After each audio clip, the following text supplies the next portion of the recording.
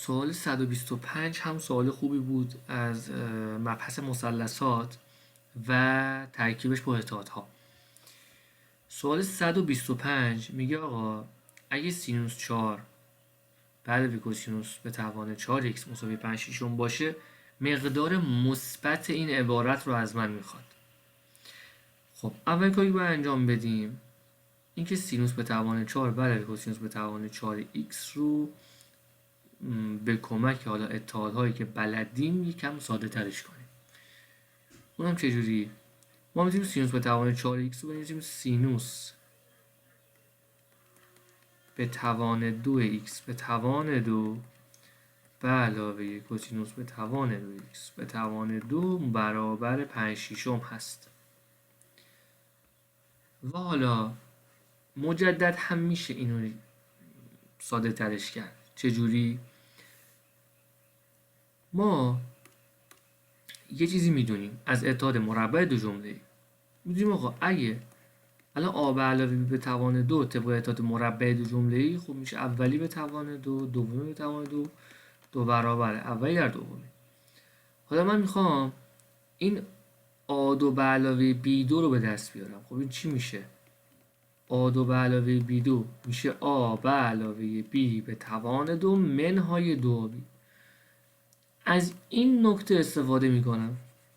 نکته هم نیست، یعنی از خود اتحاد مربع دو جمله‌ای به دست میاد. خب از همین پس سینوس 2 به توان 2 به علاوه کوسینوس 2 به توان 2 طبق حالا اون چیزی که از بالا به دست آوردیم چی میشه؟ میشه سینوس 2x به علاوه کوسینوس 2x به توان 2 منهای 2 برابر ضربشون، این شده 5/6. داخل پرانتز خب این که یکه، پس 2 تا سینوس 2x کوسینوس 2x چی میشه بچه ها؟ میشه 1 منهای 5/6 یعنی 1/6. تقسیم بر 2 کنیم سینوس 2 در کوسینوس 2x میشه 1/12.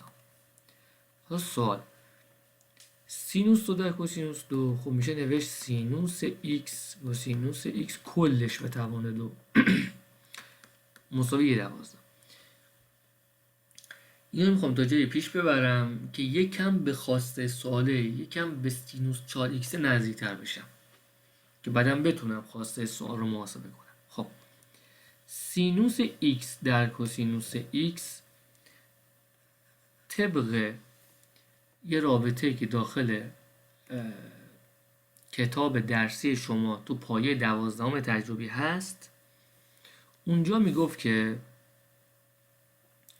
من با مشکی بنویسم اینو. اونجا میگفت که سینوس 2 برابر کمان یا سینوس 2x میشه 2 تا سینوس x کوسینوس x. پس طبق این رابطه سینوس x کوسینوس x چی میشه؟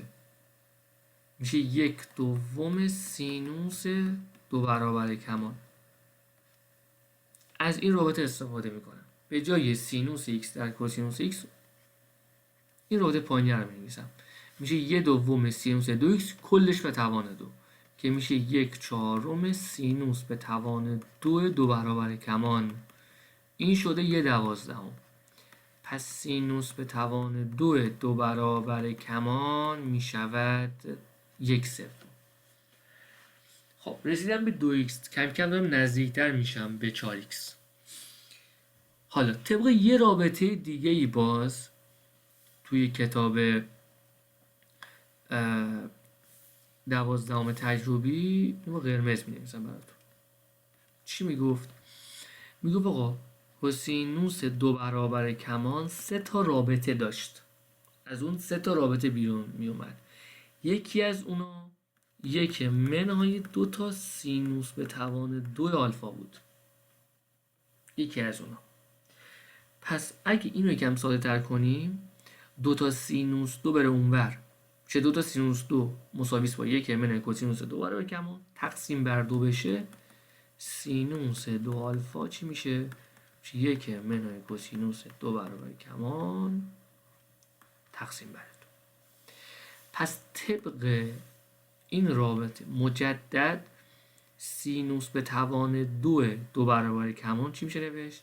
1 منهای کوسینوس 4x دوم مساوی 1 سومه که از اینجا 1 منهای کوسینوس 4x میشود 2 سوم و کوسینوس 4x میشود 1 سوم. این از کوسینوس 4x. اوکی شد بچه ها. حالا میمونه سینوس 4x هم پیدا کنم. خب سینوس 4x میتونم از اتحاد اصلی کمک بگیرم. تو ریاضیات دهم خونده بودیم. ما میدونستیم و میدونیم که سینوس 2 یه چیزی به علاوه کوسینوس 2 همون چیز مساوی 1. پس سینوس به توان 2 4x میشه 1 منهای کوسینوس به توان 2 این 1 منهای 1 نهم. خب این چی میشه؟ سینوس 2 4x میشود چی بچه ها؟ مساوی 8 نهم میشه. اگر ازش جذر بگیریم 2 تا مقدار بهمون میده.